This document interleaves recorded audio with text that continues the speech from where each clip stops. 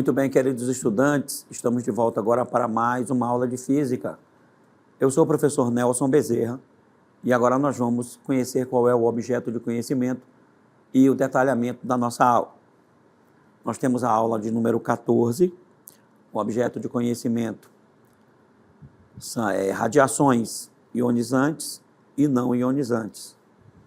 No detalhamento nós teremos tipos de radiação, benefícios e riscos. Muito bem, pessoal. Agora que nós já conhecemos o nosso objeto de conhecimento e o nosso detalhamento, vamos então à nossa aula.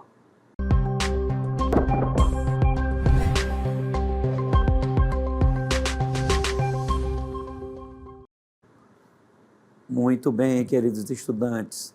Olha só, né? Nós estamos aqui nesse cenário muito interessante aí do espaço, mostrando como é o espaço, as galáxias, as estrelas, porque nós vamos falar de algo que está aí no espaço desde os primórdios, né? Desde o início do universo, que são as radiações, especificamente as ondas e as ondas eletromagnéticas, claro, porque as ondas mecânicas, que não são eletromagnéticas, elas não conseguem se propagar no espaço, elas não conseguem se propagar no vácuo. Só a onda eletromagnética, só a radiação eletromagnética consegue se propagar através do espaço, e é através dela que nós nos comunicamos aí com corpos que estão fora do planeta Terra, né, com os satélites, com as estações espaciais que estão fora do planeta.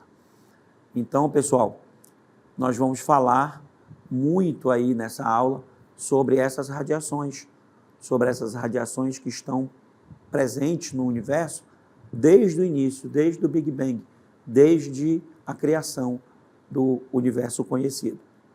Então, nós vamos iniciar a nossa aula introduzindo para você esse conceito, o conceito das ondas eletromagnéticas. Veja, como introdução às ondas eletromagnéticas, nós vamos falar o seguinte: a radiação eletromagnética é uma das várias maneiras pelas quais a energia viaja no espaço. Ao lado, você tem esse mosaico de imagens mostrando alguns tipos de radiações eletromagnéticas.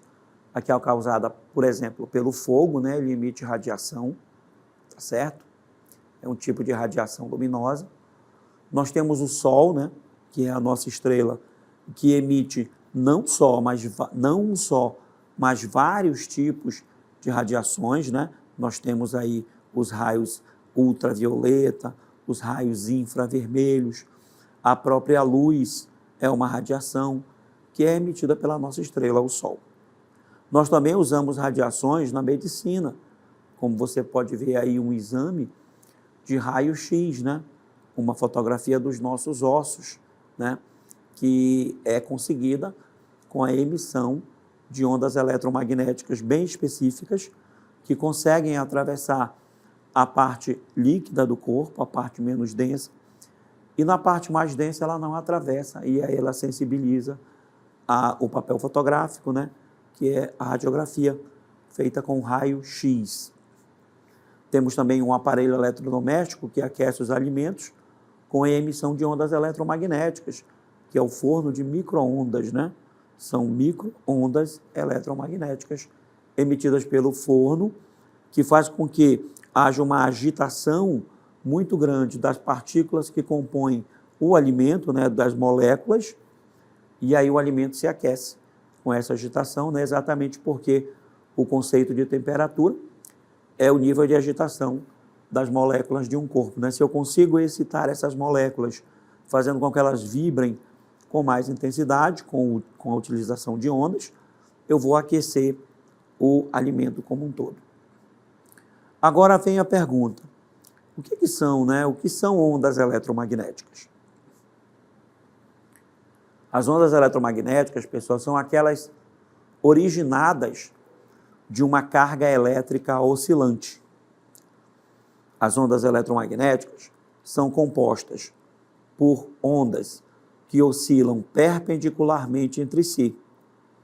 Uma das ondas é um campo magnético, uma onda gerada por um campo magnético oscilante. Oscilante significa dizer que é um campo magnético variável, ele vai mudando de valor.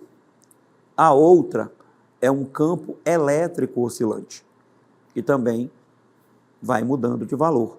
Então, a combinação de um campo elétrico oscilante e um campo magnético oscilante gera o que a gente chama de ondas eletromagnéticas.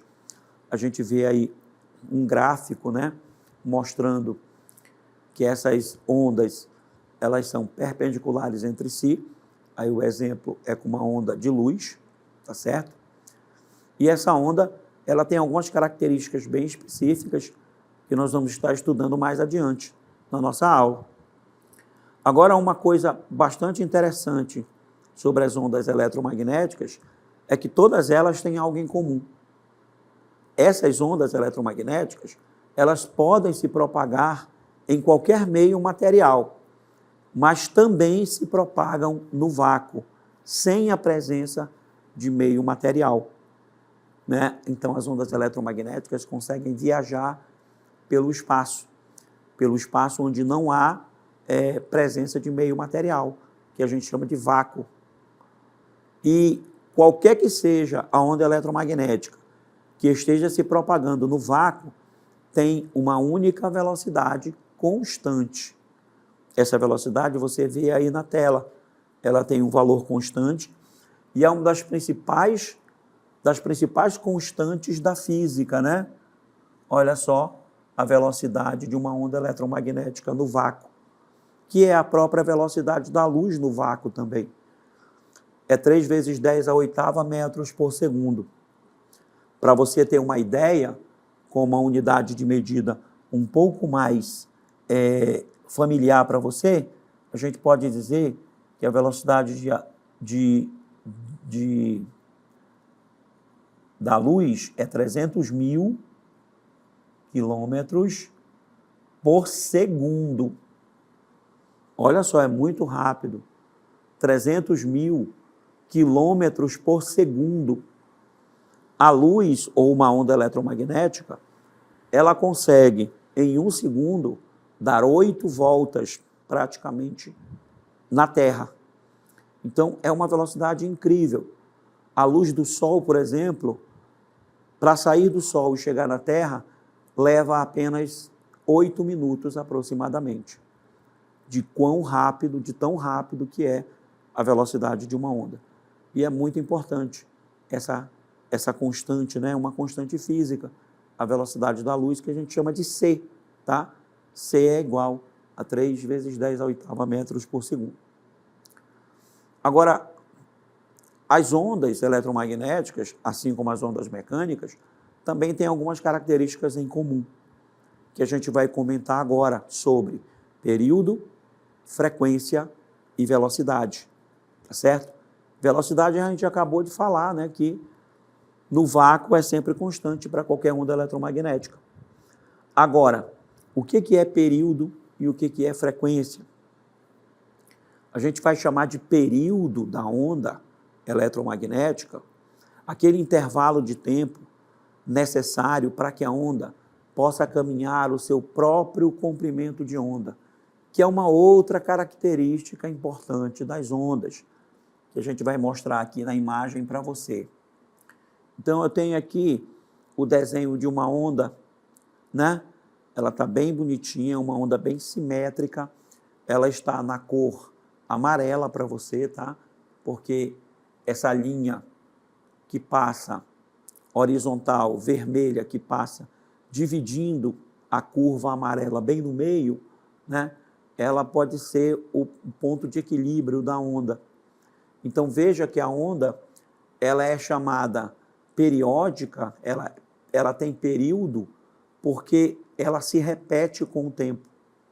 Então, veja, se a gente marcar um ponto qualquer da onda, como, por exemplo, uma crista, olha aqui, a crista, o que a gente chama de crista da onda, é aquele ponto da onda mais elevado, né? A gente diz que é um ponto de máximo, né? No gráfico, se a gente coloca a onda num gráfico cartesiano, por exemplo, a gente vai ter a crista como o ponto mais elevado. Assim como nós teremos também o vale como um ponto de mínimo, o menor ponto que a onda pode oscilar. E ela fica oscilando entre a crista e o vale, tá certo? E essa distância que está aqui tem uma crista.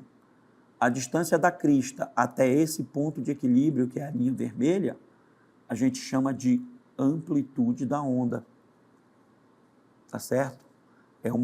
São as características da onda, né? Amplitude. A amplitude da onda é uma distância. Então, ela é medida em metros, tá certo? E é a distância de uma crista até o ponto de equilíbrio, ou também é a distância de um vale, aqui, ó, até o ponto de equilíbrio. Isso aqui também é uma amplitude, tá certo? Agora, se a gente marcar, por exemplo, uma crista aqui e marcar outra, a próxima crista mais adiante, a gente vai ver que essa distância de uma crista até a outra, ela é chamada de comprimento de onda, tá? Essa distância aqui, ó, entre esses dois pontos, a distância entre duas cristas consecutivas, ela recebe o nome de comprimento de onda. Mas também a distância entre dois vales consecutivos também recebe o nome de comprimento de onda. Comprimento de onda também é uma distância.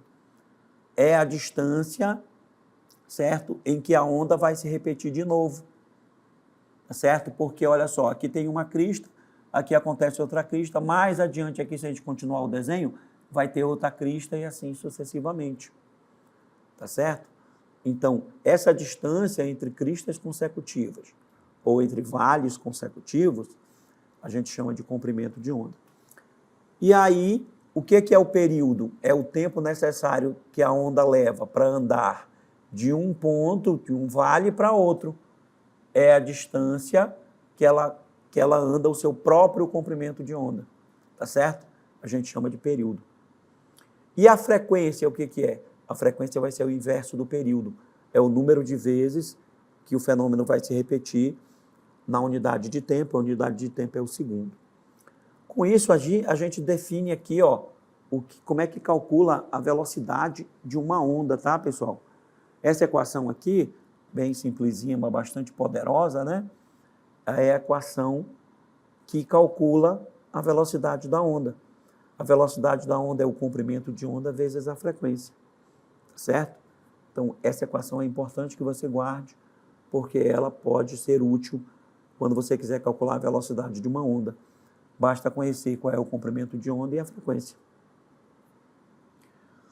E o que é, olha só, a frequência? Tem uma relação entre a frequência e o período.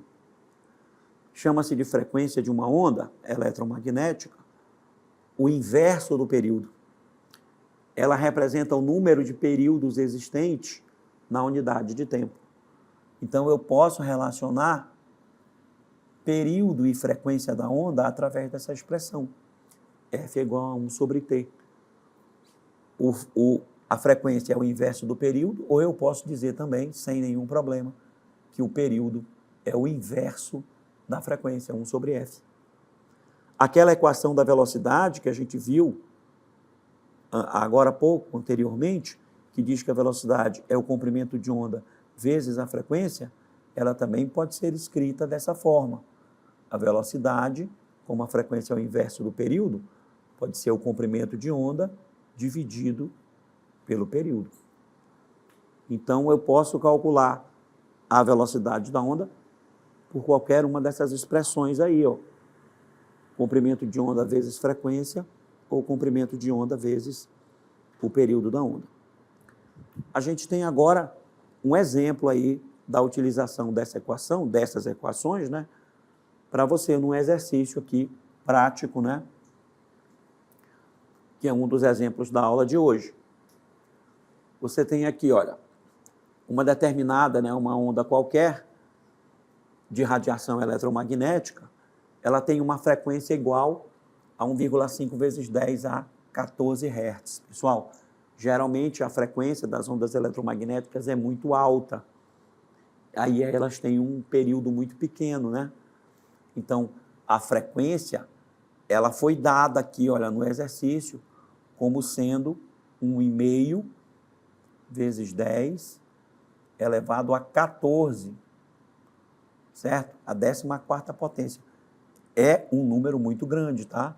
A unidade da frequência chama-se Hertz, Hz. E aí eu quero saber qual é o comprimento de onda dessa onda. E foi dado aqui, né, já que é uma onda eletromagnética, a sua velocidade é constante, aqui ela vai estar se propagando no vácuo. A velocidade é 3 vezes 10 elevado à 8ª metros por segundo. São os dados, né, que eu tenho aqui para resolver a questão.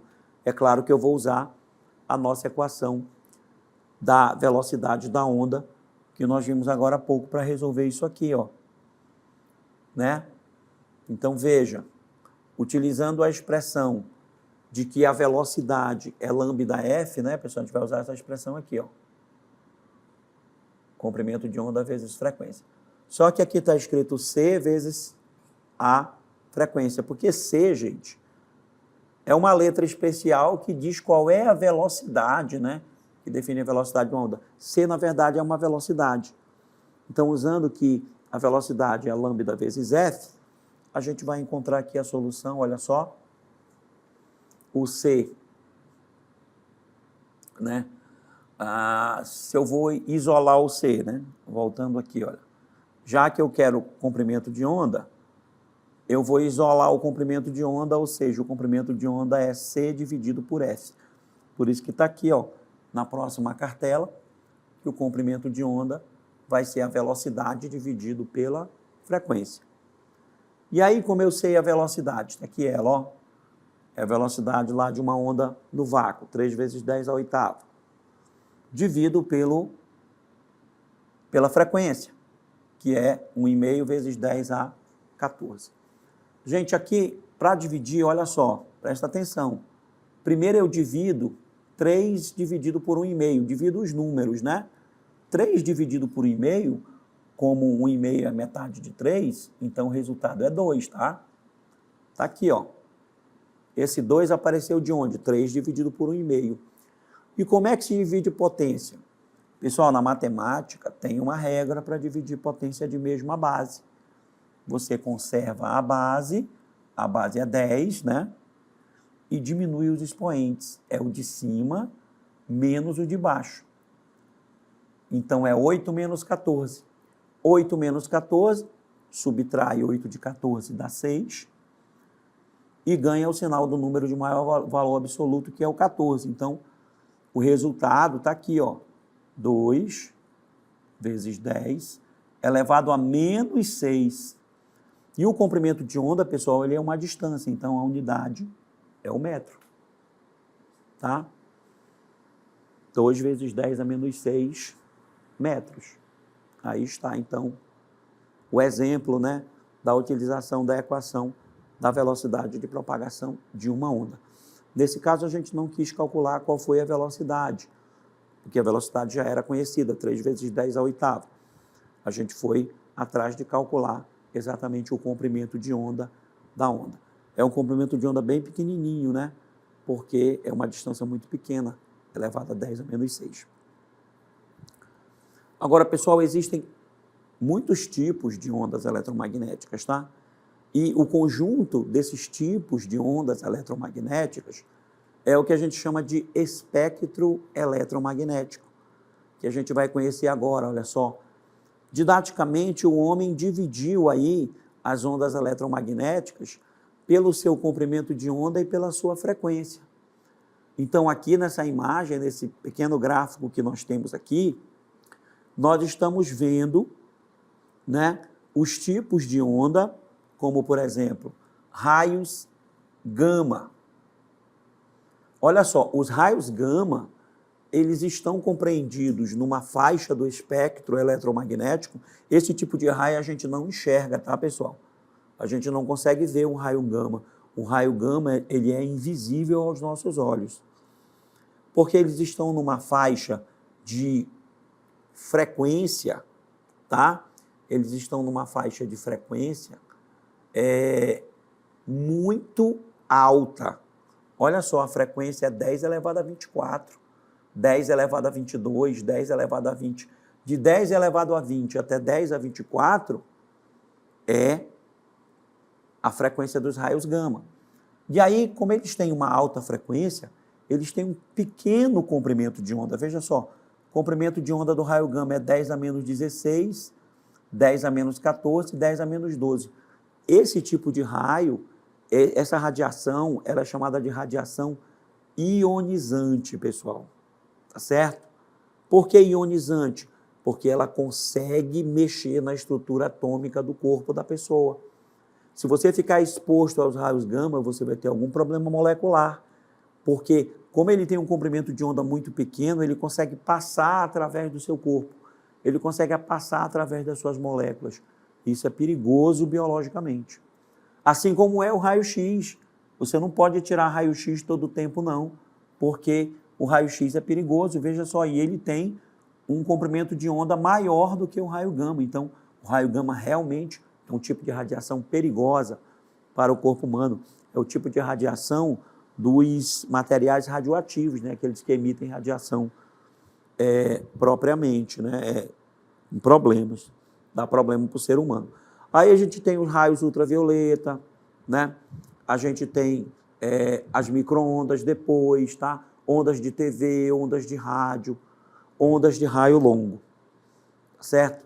E aí, olha o detalhe aí, pessoal. Veja que a parte do espectro eletromagnético, a luz, por assim dizer, ela está aqui, olha.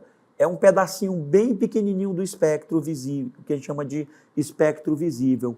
É nessa faixa de frequência aí que estão as cores que a gente consegue enxergar.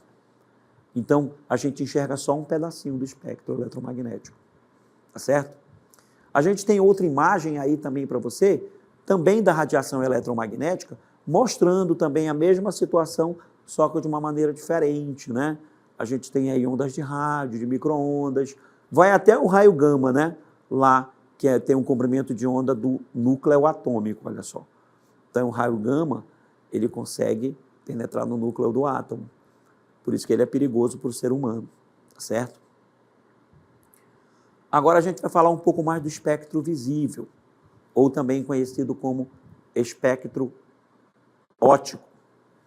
É a porção do espectro eletromagnético cuja radiação é composta por fótons, capazes de sensibilizar o olho humano de uma pessoa normal. Identifica-se a correspondente faixa de radiação por luz visível ou simplesmente luz. Os comprimentos de onda nessa faixa de radiação, eles estão compreendidos entre 370 nanômetro, que é a cor violeta, até 750 nanômetro, que é a cor vermelha. Aí você tem uma tabela mais completa aqui, ó, para o nosso, para as cores, né? E os comprimentos de onda, né? Esse é o espectro que a gente consegue enxergar, né? Ele vai de 740 nanômetro até 380 nanômetros. Por que eu estou falando assim, pessoal? Porque 740 nanômetro, ele é menor do que 380 nanômetro, porque o nanômetro é 10 elevado a menos 9, tá? Então, tem um expoente, tem um sinal negativo lá no expoente. Então, veja, esse é o espectro visível. É nessa faixa de comprimentos de onda que a gente consegue enxergar os objetos, que o olho humano é sensibilizado. Tá? Agora, continuando a falar um pouco mais aí sobre essa questão da radiação, que está envolvida lá com a física moderna, a gente vai falar da quantização da energia e a dupla natureza da luz. Olha que interessante. A luz, pessoal, ela tem um comportamento dual, é um comportamento que tem horas que ela é onda eletromagnética e tem horas que ela é partícula. Quem descobriu isso foi Planck. Planck descobriu que a radiação eletromagnética emitida por corpos negros não poderia ser explicada pela física clássica. que considerava que a matéria poderia absorver ou emitir qualquer grandeza de radiação eletromagnética. Planck observou que, na verdade, a matéria absorvia ou emitia energia apenas em múltiplos de números inteiros do valor H vezes F. Esse H aí é chamado de constante de Planck. É uma quantidade de energia muito pequenininha, que é 6,6 vezes 10 a menos 34 joule. O joule é uma unidade de medida de energia, tá? E F é a frequência da luz absorvida ou emitida. Então, um corpo ele não consegue absorver qualquer radiação. Ele absorve radiação em pacotes discretos, né? A questão da quantização da energia. A descoberta de Planck sobre a radiação eletromagnética ser quantizada mudou para sempre a ideia de que a luz se comporta puramente como uma onda. Na verdade, a luz mostrou tanto as propriedades de uma onda quanto as propriedades de partícula. E aí essa partícula de luz é chamada de fóton. O fóton é a partícula elementar ou quantum da luz. Os fótons podem ser absorvidos ou emitidos por átomos e moléculas. Quando um fóton é absorvido, sua energia é transferida para tal átomo ou molécula. Quando um átomo ou molécula perde energia, ele emite um fóton que carrega uma energia exatamente igual à perda de energia do átomo ou molécula. Esta relação é dada pela famosa equação de Planck. Daí a equação de Planck, que a energia é igual a H vezes F, onde H é a constante de Planck e F é a frequência da luz que está sendo envolvida no problema. Muito bem, pessoal, agora a gente vai, para finalizar nossa aula, nós vamos assistir um vídeo aqui, muito interessante, falando sobre essa relação entre emissão de radiação e a saúde da pessoa. Vamos assistir. Olá, meu nome é Jarson Braz, eu sou fiscal de saúde físico da Vigilância Sanitária do município de Manaus. O trabalho do fiscal de saúde físico, ele está voltado em inspeção em serviços relacionados às ações de proteção radiológica dos serviços, né? E por que essas proteções radiológicas elas são importantes? Vamos colocar aqui que é importante a gente saber que existem dois tipos de radiação. É a radiação não ionizante e a radiação ionizante. A radiação não ionizante está bem presente no nosso cotidiano, né? Posso colocar como exemplo das radiações não ionizantes as ondas de rádios, o micro-ondas que a gente utiliza aí diariamente e a ultrassonografia. E como exemplo das radiações ionizantes, a gente pode falar nos equipamentos, nas radiações produzidas por equipamentos de raio-x, a gente pode falar nos raios gama, a gente pode falar nas partículas alfa e nas partículas beta, né?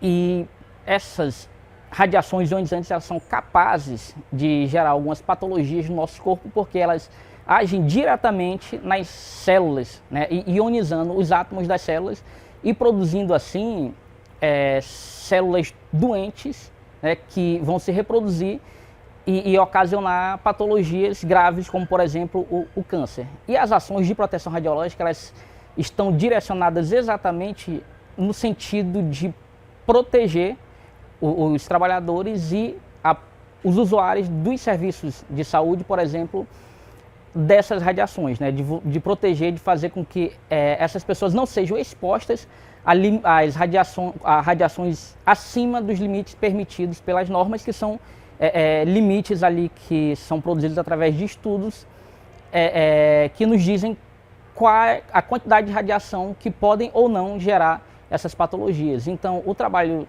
do físico, nesse sentido, ele é muito importante porque ele protege a saúde da população dessas patologias tão graves. Então, pessoal, veja só, né? A questão das radiações ionizantes e não ionizantes. As ionizantes, elas causam mal à saúde do ser humano. Bem, pessoal, eu finalizo aqui com você a nossa aula, tá? Espero que você tenha gostado e a gente se encontra em outra oportunidade. Tchau, pessoal.